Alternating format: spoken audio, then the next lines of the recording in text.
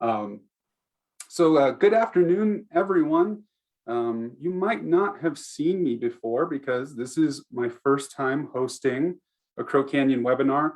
My name is John Dombrowski, and I'm a postdoc here at Crow Canyon. And I am hosting Victoria Monagle's webinar entitled Dog Life and Death in an Ancestral Pueblo Landscape. And this webinar is presented by the Four Corners Lecture Series, the Bureau of Land Management, Monticello Field Office, and Bears Ears National Monument. It's also in partnership with the Edge of the Cedars State Park and State Park Museum. So what we're going to do is I'm just going to give a kind of a quick introduction, and then we'll get to Victoria's talk. At the outset of this, I just want to give a really quick content warning that this talk does include images of canine remains. And so if you are sensitive to these kinds of images, we do suggest that you log off now. And we do encourage you to tune into future webinars. And I will also talk really briefly about the future webinars, the next two. But before we get to that, just want to really talk and give acknowledgement, a land acknowledgement here. And so I'm going to read this. And the Crow Canyon Archaeological Center acknowledges the Pueblo, Ute, Paiute, Dene, and Jicarilla Apache people on whose traditional homelands this institution sits and upon which we work and reside. Our mission-related work would not be possible without Indigenous people in the past, present, and future. And we respectfully recognize and honor ancestral and descendant Indigenous communities for their contributions to all humankind. Crow Canyon is grateful to all Indigenous people and supports the preservation and protection of cultural traditions, ancestral connections, and sacred lands.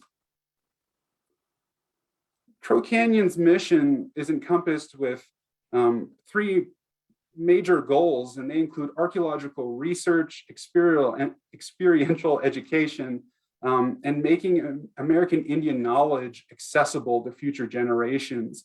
And so if you want to learn more about Crow Canyon's mission, please go ahead and visit, after the webinar, visit crowcanyon.org to learn more. And if we just need to take a moment to talk a little bit about Zoom etiquette. I know we've been Zooming now for a very long time, so I'll go through this kind of quick. But one thing that I definitely want to hit here is that if you have any questions for Victoria, which we'll save for the end of the webinar, please put them in the Q&A. Please don't put them in the chat because that chat fills up really quick. And if you're having any difficulties with Zoom, you should know that we're also streaming this on Facebook right now. And you can also subscribe to Crow Canyon's channel on YouTube. So we have for the next 2 weeks, we have, next week's webinar is by Linda Wheelbarger. That's Thursday, May 19th. And then 1 and 2 weeks is by Andrew Curley, and that's on May 26th. So let's get to introducing Victoria. I've known Victoria for a really long time. Her research is fascinating. I just know everyone is going to love this webinar. So Victoria is a PhD candidate at the University of New Mexico, and her zooarchaeological research aims to answer questions about prehistoric human and dog relationships in the ancestral Puebloan Southwest. Victoria is originally from El Paso, Texas, and she currently lives in Albuquerque with her husband and 2 small children. She completed her master's degree in public archaeology at UNM in 2017 and is currently working on her PhD research, which explores dog personhood and utility at prehistoric sites along the Rio Grande. Before attending UNM, she worked and volunteered at many Southwestern sites, including the Gila Cliff Dwellings, Chiricahua National Monument, Fort Bowie National Historic Site, Coronado National Memorial, and El Camino Real Historic Trail Site. So now I'm going to turn it over to you, Victoria.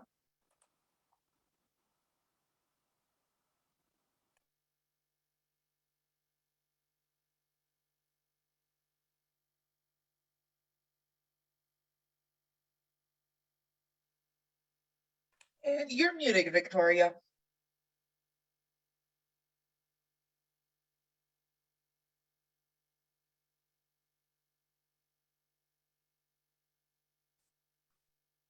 Can you hear me now?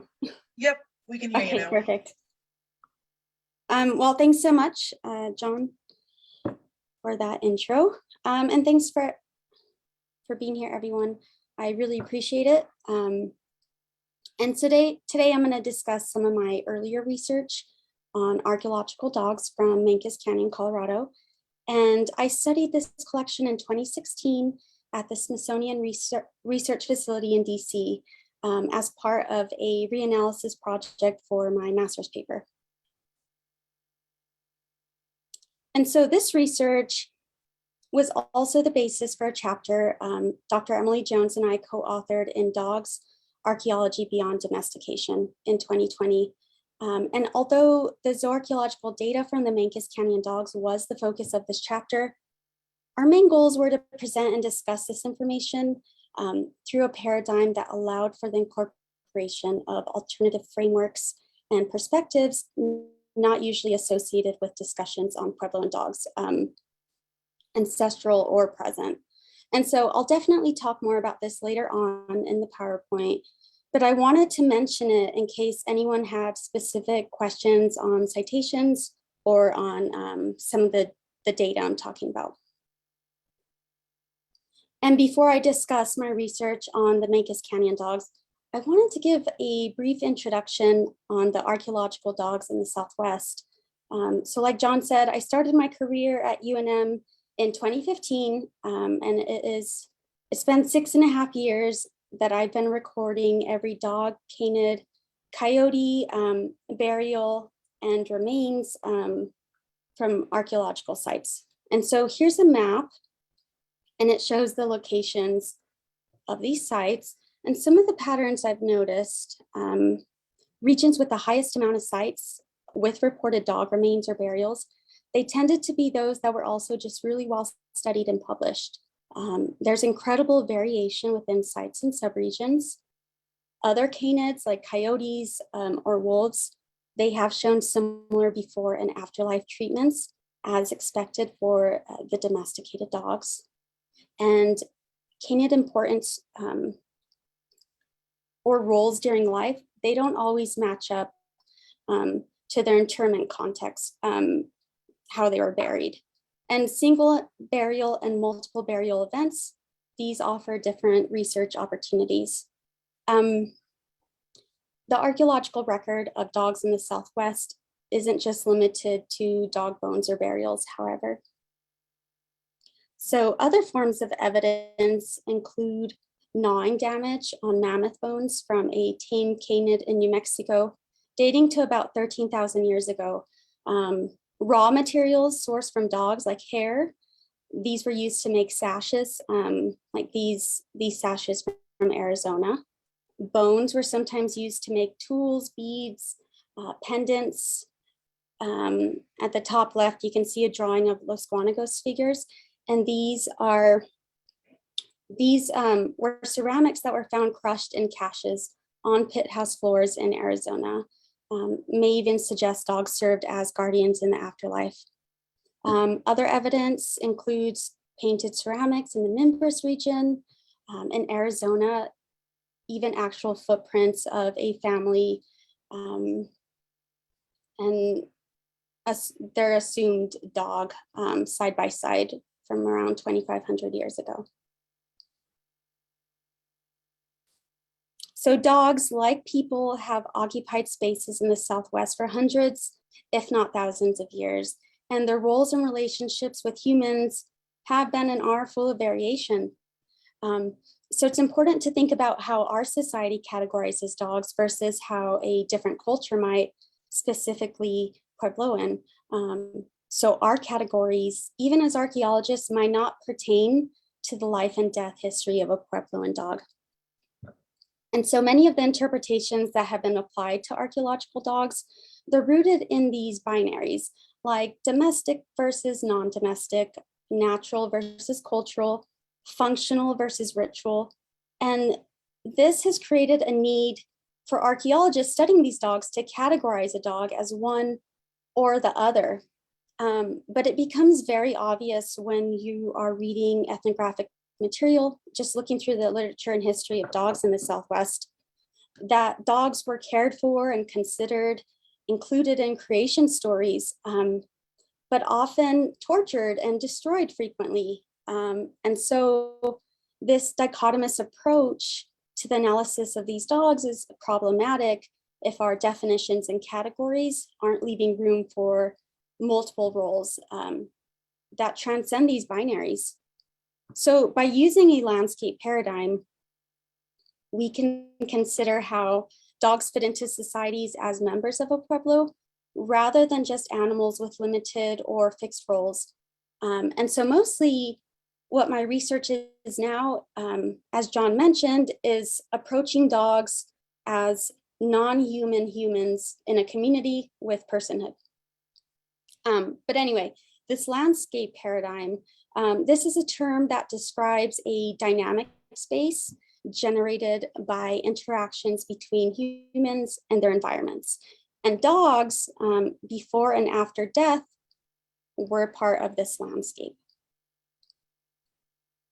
So the 5M TUMR 2347 dogs, they were initially recovered in the course of a large salvage project in Mancos Canyon, Colorado, conducted by the University of Colorado in the 1970s. And so these sites, which consist of 2347, 2346, 2559, and 2785, they are located in Southwest Colorado along the Mancos River, and they ranged from Basket Maker 3 to early Pueblo 3. But only 3 of these sites had dogs. And so this project focused on the 2347 collection of dogs, and all of these dogs were associated with architecture dating between 770 to 1000 AD, or Pueblo I and Pueblo II. So the faunal remains from these sites were initially analyzed with the goal of environmental reconstruction, and the dog remains were further studied to determine breed and age. So in total, there were about 20 dog burials at these 3 sites. In the original analyses, dogs associated with kivas were interpreted as having been part of a ritual practice. At the same time, the presence of twist breaks, now known as spiral fractures on the long bones and scapulae, suggested butchering. And so this variation in roles resulted in a very inconclusive and ambiguous understanding of life and death of dogs at these sites. Yet these studies are widely cited as examples of roles of dogs in an ancestral Pueblo world. So the goals of this reanalysis were to reevaluate the claim that dogs at this site were used as food, especially since there have been a few changes in how archaeologists identify evidence of butchering in bones. Oops. And so we also wanted to add paleopathological data and age at death to this analysis. But the most important goal, I think, for this project was the use of an alternative multi-role framework for the interpretation of these dog remains. So our 2 questions for this collection were the dogs at 5M TUMR 2347 used as a secondary food source by ancestral Puebloans? And do the dogs associated with an architectural feature share a determined cause of death indicative of a ritual or pattern killing? And so there were challenges, including a disassociation between the components of the assemblage, lack of associated provenience information, varying states of curation and preservation of the osteological remains. And so of the original assemblages, only the 2347 dogs were available for reanalysis. And with some efforts, we were able to match these remains with the provenience data from the original reports. And so many of these specimens were glued together, and in some cases, fragmentation, carnivore damage, severe weathering, like this specimen on the left, made it really impossible to see cut marks or other alterations. And so to deal with these issues, we excluded specimens that had been severely affected. And so our final sample consisted of 8 discrete dog burials from 2347. So in 2016, as I mentioned, I analyzed each specimen at the Smithsonian Institute. Very important to use non-destructive analysis. I assessed dog age using tooth wear, tooth eruption, epiphyseal fusion. Analysis of pathologies include the antemortem before death and postmortem traumas after death. Documented all signs of human modification, including butchery marks and other surface modifications. And it was also really important to consider modifications from taphonomy. So this is the history of the bones, including all the natural processes like weathering, gnawing from carnivores, insects, root etchings. So this collection was heavily documented, and I took 3D scans of all the skulls and some of the most interesting elements, and over 2,400 photos of the remains. So we also analyzed interment context, so how these dogs were buried, using descriptive categories established by Erica Hill in her 2000 Kiva publication on animal internments in the Southwest. And so these are divided into 3 categories, as you can see: ceremonial trash, dedicatory offerings, and simple interment. So ceremonial trash consists of burials outside of habitation areas, usually in a sacred space or shrine. Dedicatory offerings usually consist of partial to whole objects or animals placed in a specific spot for a specific function. And finally, simple interments are usually found in a midden, and these suggest expedient disposal of the remains. And so it's important to remember these categories are descriptive rather than definitive. The results of our analysis of age at death were pretty consistent with the original analysis. So the 4 dogs originally identified as adults, these were classed as older than 1.5 years. 3 specimens classified as juveniles were reclassified as 8 to 10 months, and 1 as 6 to 8 months. 3 of the 4 dogs with complete crania or skulls had fractured and healed nasal bones. 5 of the 6 dogs with intact skulls had trauma located on their inner left orbitals. And of the 7 dogs with postcranial remains, so that's everything behind or below the skull, 4 had bent and malformed vertebrae. 9 of the 16 total scapulae had healed blunt traumas and healed puncture holes. 2 of the dogs had fractured and healed vacuolae, so that's the bone in the penis. And 5 dogs had healed broken long bones. Our analysis of the interment context, or the way these dogs were buried, found that most of these dogs were buried associated with architecture. And so this is expected in the case of dedicatory offerings. But we did note there was significant variation in age, burial location, presence, and type of objects. So these are a few examples of the antemortem fractured and healed nasal bones. And so what tells us that this happened before the dog died is that there's healing.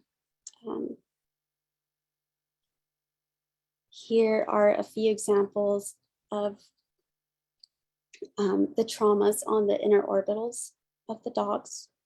And most of these occurred on the left side. These are some examples of the malformed vertebrae. So lots of bent vertebrae and at least 2 instances of bifurcated ones. Right there on the right-hand side. Here's some trauma on the scapulae which a lot of these were healed. So these are injuries the dogs were living with.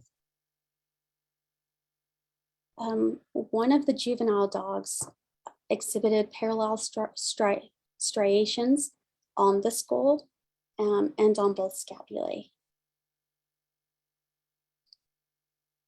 There were heavily worn teeth, and this is known as abrasion. There were broken and dead teeth, and there were extremely advanced cases of periodontal disease. And so this can lead to holes in the teeth, as you can see on the bottom left, tooth sensitivity, inability to eat. It can also affect vision. There were 2 juvenile dogs that were buried together, and they showed signs of abnormally formed teeth, where the tips of the upper 4th premolars were growing into each other instead of growing down. And so when I saw these, I wasn't sure what was going on, but I tracked down a veterinary dental specialist in Albuquerque, and she was really fascinated by these guys also. And so here are several of the bones that had, or 2 of the bones that had breakage patterns and spiral fractures. And so we know these occurred from the initial reports that discussed the use of dogs as food for humans based on this type of damage. However, in our view, these were most likely caused by channeling from carnivore gnawing rather than butchering by humans, because they were accompanied by pitting and punctures, and there wasn't evidence of burning. And so in the original reports, the archaeologists didn't say which dogs were used as food. So it could be that there are other canid remains at this site that had these spiral fractures and were accompanied by other evidence of butchering. These were not accessible. So there's definitely chewing on these. However, it is not from humans. All 8 dogs had trauma associated with beatings from humans, aimed at the facial area. And so typically this is in an effort to control the animal but not kill it. There are lesions around the rim of the orbit and zygomatic process of the frontal bones. And I wish I had a dog skull to show you. But usually these are associated with such beatings. And so in addition, the adult dogs in our sample had multiple instances of osteophytic growth around joints, deformed vertebrae, healed traumatic wounds on the cranial, the skull, and postcranial remains, so everything behind the skull. And so all of these pathologies, these are expected from dogs that survived by scavenging around a village and receiving beatings when they crossed a boundary, cultural or physical. Okay, and so we saw a lot of trauma on the vertebrae and scapulae. And so traditionally, pathologies like this are associated with the use of dogs as pack animals, like in the North American Plains groups, where dogs were used to pull travois around. And the frequency of anomalies in this collection indicate that dogs could have been used to carry packs during their lifetime. However, there isn't a historic or ethnographic record to support this in Pueblo communities. And more recent research has come out that shows that these type of pathologies are not good indicators that a dog was used for transport. And so one of the most likely explanations for this is interspecies aggression. So these are very similar to traumas found on dogs from San Nicolas Island. And their traumas were interpreted as blunt force traumas from collision with an uneven surface. So likely these are all injuries from activities like hunting, being beat by humans, or fighting with other dogs. So this possibility is further supported by other traumas consistent with intraspecies aggression. So this is between the dogs. We observed that 2 of the dogs had baculum fractures. And so basically at some point in their lives, they were mating, like this pair in the background, And so that dog on top is in a very vulnerable position. And so it's not uncommon for dogs doing this to be attacked by other dogs. And then their penis breaks. But in the wild, animals usually die from this trauma because of infection, which leads to death. We also observe puncture wounds and fractured frontal bones. And this is usually a result from dogs fighting with each other. You could definitely imagine how one dog would grab another dog's muzzle and leave those marks. So the combination of genetic conditions as well as nutritional stress suggests a small resource limited dog population. And if there weren't enough resources to support a large dog population, this would result in an inbred dog population with genetic conditions like those molars that are growing into each other, signs of nutritional stress, vertebrae that are very weak and can't heal, and lots of conflict between the dogs at this site. It is possible that the 2, 3, 4, 7 dogs were all ritually killed. So there was a consistent pattern of interorbital trauma observed for 5 of the 6 skulls. There were differences in fracture type, shape, and size of injuries, but it's certainly suggestive of an intentional and pattern culling. And so there are several roles that a dog might have been killed, including being a witch, a nuisance, a companion animal to a deceased human, a sacrifice. Witch killing wasn't really a good fit for these dogs, as the burial would have likely been away from habitation areas. The calling of dogs that behaved unusually, like barking, whining, digging around houses, this isn't really fitting either, since these dogs would most likely have been expedient disposals. And so the killing of a companion animal is possible for some of these dogs. It's likely these dogs were dedicatory offerings, since none of them were directly associated with human remains. And so in Pueblo societies, offerings are typically part of ceremonial closures of pit structures and kivas. So additional evidence suggesting ritual sacrifice comes from this specimen, one of the juveniles, F18, Fa21. And this dog exhibited 10 parallel striations on its cranium and scapulae. And they resemble claw and beak markings found on the bones of animals that have been preyed upon by raptors. And this dog also had a perforation on the dorsal border of the left scapula and antemortem trauma on the right scapula, which resembles beak punctures from eagles. And so were these dogs eagle food? At Hopi, according to an ethnographic source, eagles and hawks were kept in villages for religious use, and they were fed rabbits, puppies, and sometimes older dogs. And so further research on canids recovered from kivas in the Southwest is really needed to fully assess this hypothesis. And so I wish I could do this for all the dogs, but here's just a closer look at one of the individuals. FS 159 was a mature dog with multiple healed fractures, most likely from other dogs and or from human aggression. So based on its tooth health, this dog would have had trouble eating hard food. Some genetic and developmental disorders responsible for the malformations of the vertebrae are also associated with poor tooth health. And so this dog most likely suffered from a developmental disorder affecting the spine morphology and health. So spina bifida is possible, as indicated by the bifurcated spinous process of T1 on the, I think it's on the top right. And the weaker vertebrae is susceptible to injury. And so if you can see, a majority of the vertebral spinous processes, they're bent to one side, and sometimes they immediately switch directions.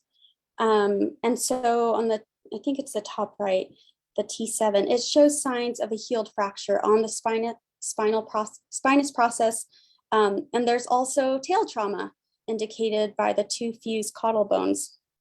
And so this dog also had a break on the humerus shaft and femoral neck, which did not show signs of healing and might be perimortem or postmortem injuries. It also had a healed head lesion, a healed pelvis lesion, and a healed mandible fracture. And so at the bottom, you can see that it also had abscessed tooth, and it was infected and already affecting the frontal bone. And so in other studies, the inability of an animal to move well, to eat well, but its ability to continue to stay alive despite these things, this is really what hints at care by a human. And so it could have been passive, right? Like this dog was eating scraps from a dump site or human waste, or active in that it had somebody, a person or a community looking out for it.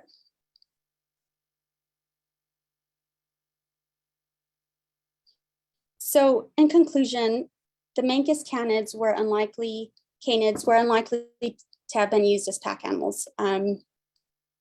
Many of the dogs showed signs of inter and intra-species aggression. Many suffered from conditions most likely related to genetic abnormalities and malnutrition. Mature dogs had more occurrences of blunt force trauma, osteophytic growth around joints, deformed vertebrae, periodontal disease, heavily worn teeth, healed wounds, which is expected for a normal dog because it's going to collect these things over its lifetime. None of the 2, 3, 4, 7 canids examined in this study showed clear-cut evidence of butchery or consumption. And the reanalysis data thus suggests that these dogs were not food resources. The consistent pattern of interorbital trauma on 5 of the 6 dog skulls, despite a difference between fracture type, shape, and size of these injuries, is suggestive of a ritual killing. So dogs had a variation of life histories, likely what we would consider to be pets. And this is evidenced by a lifetime of proximity to humans and other dogs. Most all appear to have been dedicatory offerings rather than ceremonial trash or expedient disposals. And while the variation in antemortem trauma and health might be related to age and genetics, it's also indicative of different human-pet relationships. So dogs were part of this prehistoric landscape, and they filled a variety of roles before and after life. And so these findings have implications for present-day Pueblo communities. Dog populations living on tribal lands are threatened by regulations that impose a different set of cultural standards on Indigenous dog-human relationships. And so here are some articles discussing the management of Indigenous dogs. There's this tension between federal, state, and tribal governments trying to control dog populations through spay and neuter programs, vaccinations so diseases aren't spread, also figuring out how to keep the community safe from maulings and dog bites. But also, just because our society says a pet needs to belong to one family or be associated with one property or be penned up or be cared for in a certain way, this does not mean that these communities share the same viewpoints.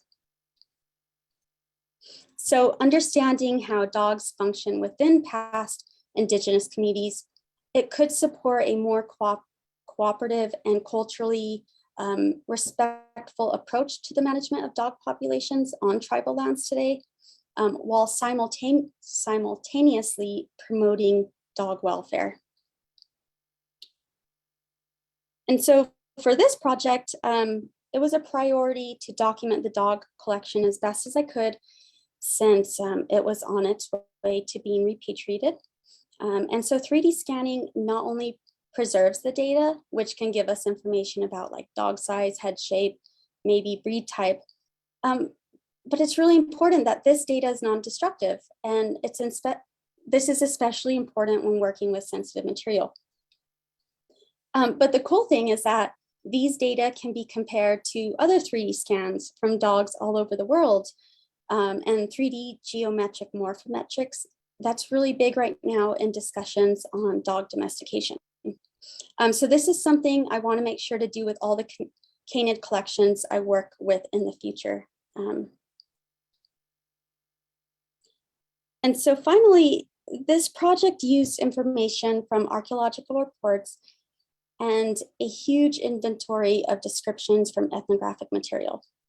But I did not consult with individual tribes or groups about the interpretation of these remains. I'm currently working on other collections for my PhD dissertation. And one of the most important parts of my research is making sure I include viewpoints from Indigenous communities, since my research is focused on understanding and identifying dog personhood in the archaeological record. So using a landscape paradigm to interpret these prehistoric relationships was definitely helpful, and it's a first step. But understanding exactly how a dog fit into a community requires more input from descendants of those communities. And so funding for this project was provided by the NSF, the Graduate Research Fellowship, UNM, the Patrick O'Ryan Mullen Fund, and the Archaeological Society of New Mexico. And I'd like to thank everybody from the Four Corners lecture series, as well as the TIPO, Nikki Chirac, and everyone was just so helpful when I was trying to understand the most sensitive way of approaching these remains while also collecting data. So many of professors and students at UNM helped me so much with this, with understanding this collection and trying to figure out how to not only interpret these remains, but talk about them respectfully. Dodie Fugate, when I first started studying dogs, she met with me and she just seems famous to me. Stephen Emsley, if he didn't write his master's paper on this collection, I couldn't have reanalyzed it. Carol Breslin in Albuquerque was super kind and helped me understand dog tooth health so much better than I could have just from reading anything. I would like to not thank my children, especially my 4-year-old.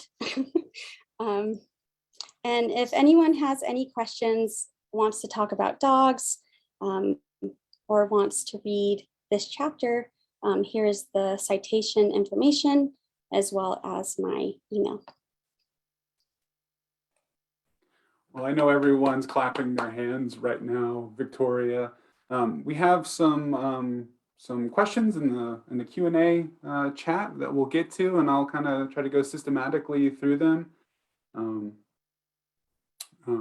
So one of the first questions asked by Henry is, how did the use of dogs and their domestication begin in North America?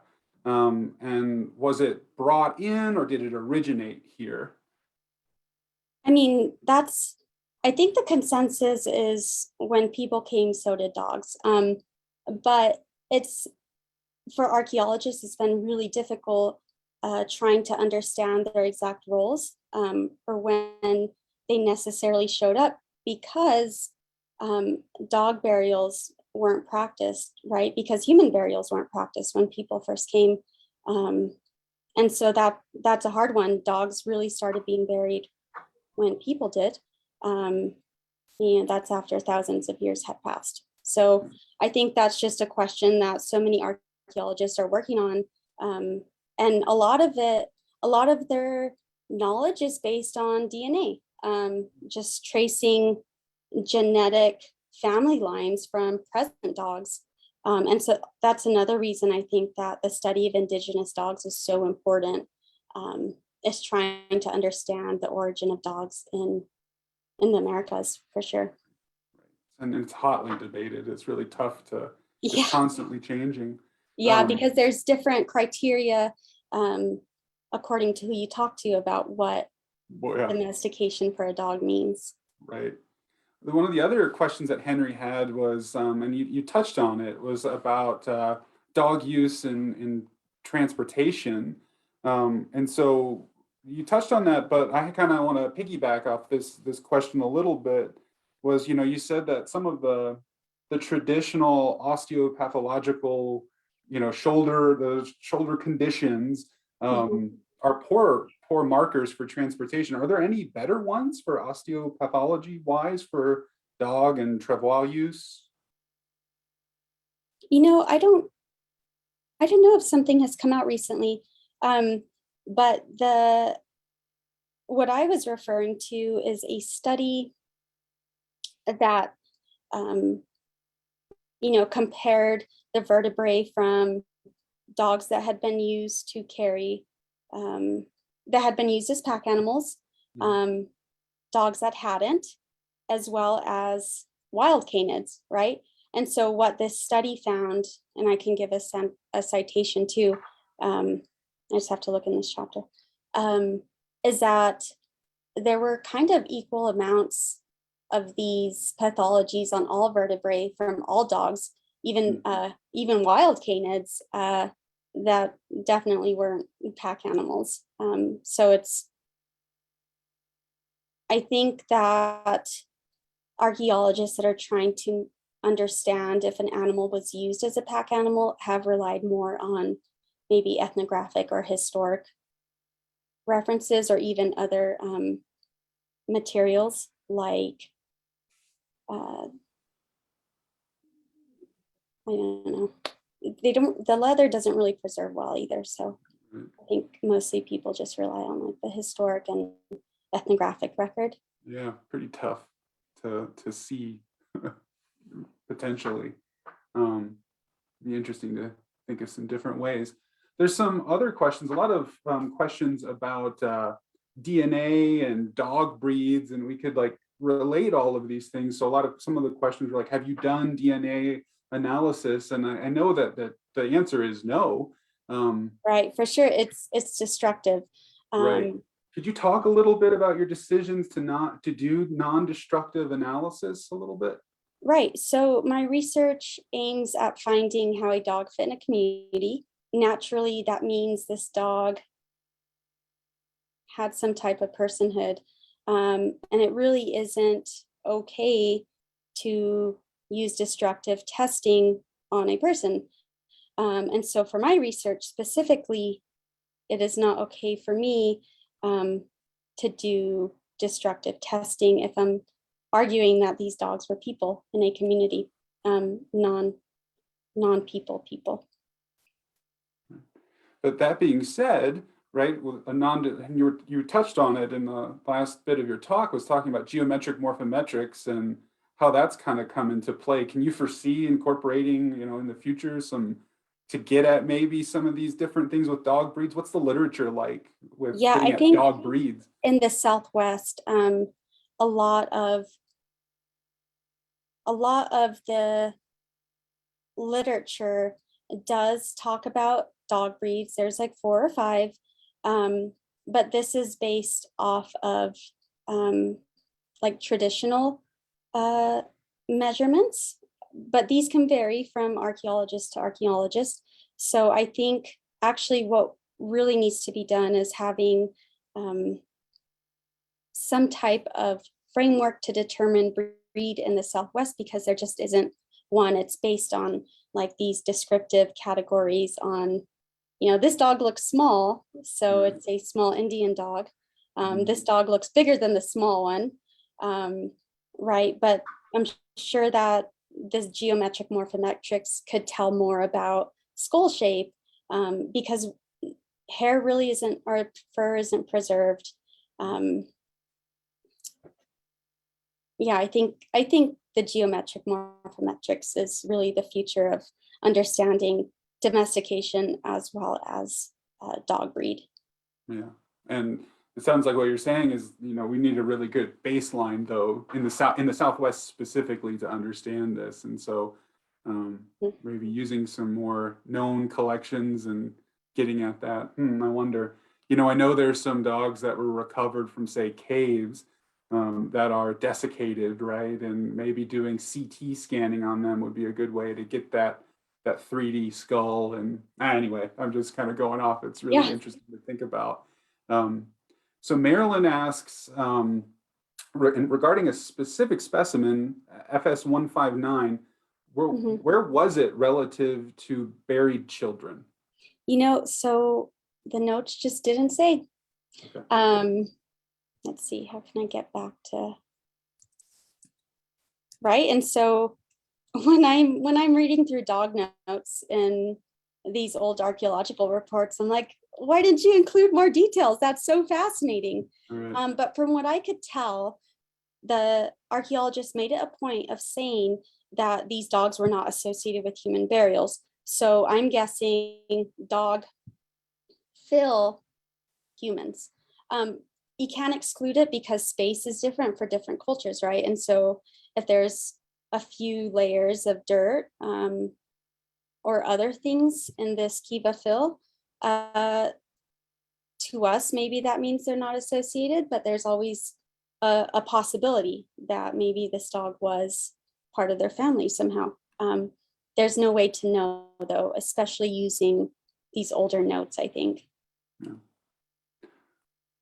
Another question by Henry asks, what was kind of the dog, I guess, lifestyles and personhood? How does it compare from the Southwest to kind of the rest of North America? Is there any stark differences or similarities that you can kind of think about? Just everything that I've read, unless a dog had a very, very specific role, usually dogs were village dogs and they kind of roamed the village and tried not to get beat up by humans or other dogs, ate lots of scraps.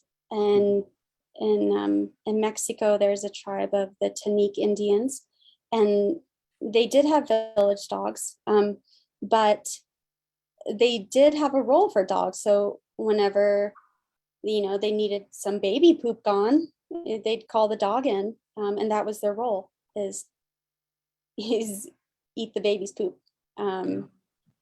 So, I mean, it's really hard to know exactly. That's what I'm trying to research is, right.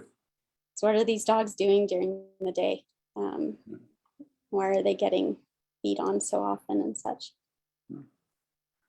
Another interesting question is, did you find any, notes or anything about artifacts used with dogs or for the dogs? So one person said like leashes or neck ornaments or something like that.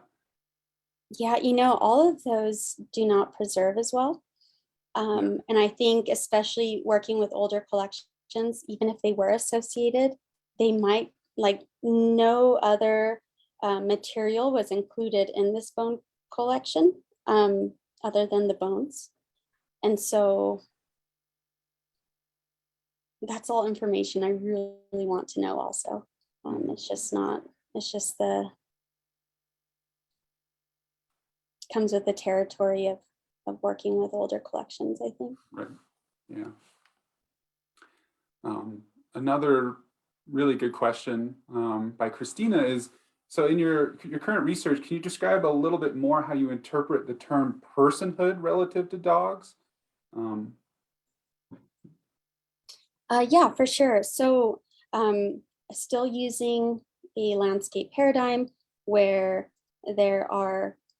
humans are not the only agents in this world, right? So animals, dogs can have agency. They can have roles and jobs and a life that is separate from humans, as being part of the community. And I think it's personhood is something really difficult to identify in the archaeological record. So I know I have a lot of work to do. But based on a lot of the ethnographic material I've read, dogs are not necessarily seen as dogs sometimes, right? They're interacted with as if they were humans. So like sometimes if there was a certain dance, like a kachina dance happening, and they needed a scapegoat, right? They would say, that dog is not a dog. This dog is our enemy. Let's rip him apart. Get everyone riled up. So it's like, I'm trying to identify when dogs were not just canids, right? When they crossed those cultural boundaries and thresholds and had their own agency. It's going to be really hard. So see you in a few years. I gotta say, I mean, it's one of the things that I love so much about your work is this idea of personhood and kind of toppling over these binaries and saying it's this vehicle to say, to point towards more complexity than we normally are willing to give to animals and dogs too, and we usually give dogs a lot of leeway in this regard, but still, Yeah. it doesn't, we get very stuck in our own societal ways, right? I really like that about your work, Exactly. Victoria. Yeah. Wendy also asks about, have you considered dogs as kind of alerting, villages and people as say like strangers approach? Yeah, definitely one of their more passive roles, I think. Some archaeologists have argued that's why dogs were so useful in early on in this human-dog relationship. And in all of the ethnographic material, usually whenever a dog was mentioned, it's because it's barking, at somebody approaching. Or sometimes it was barking and being super annoying and then had to be killed. But definitely almost always mentioned that dogs barked. And that's something that they offer that's different from other canids, like foxes, coyotes, and wolves. So that's a really interesting trait that they offer that other animals don't.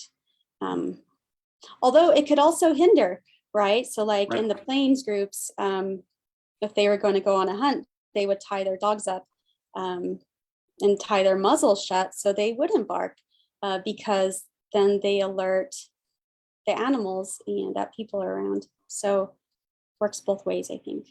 Oh, how interesting.